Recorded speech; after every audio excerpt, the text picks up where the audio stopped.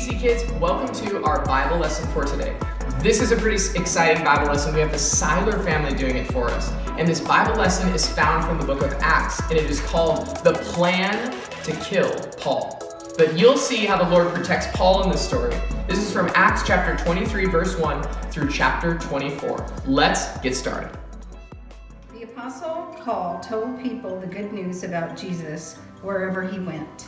The Jewish people did not like what Paul was saying, so they made a plan to stop him. They decided they were going to do whatever it took to kill Paul. Paul had been teaching in the temple when the crowd tried to kill him.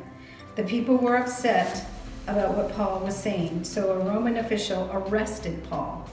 The commander of the Roman army brought Paul to the Sanhedrin. The Sanhedrin was a powerful group of Jewish priests and other leaders. Their job was to decide if a person had broken a Jewish law, and if so, to decide how that person should be punished.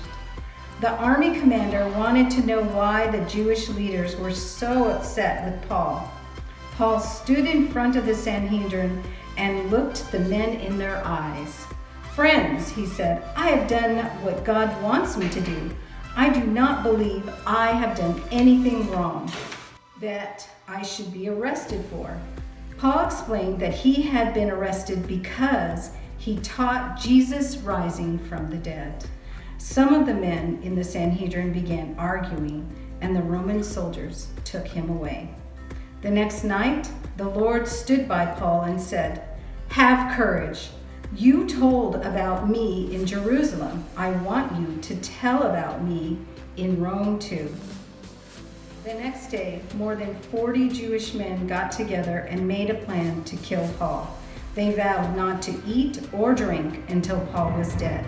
These men went to the Jewish leaders and said, "We are going to kill Paul. Ask the army commander to bring him before you and the Sanhedrin. Pretend you are going to ask Paul more questions. When he gets near, we will kill him." But Paul's nephew overheard the men's plan. He hurried to tell Paul what was going on. Paul told his nephew to report it to the commander. "Some men, Jewish men, are going to ask you to bring Paul to the Sanhedrin tomorrow," Paul's nephew said.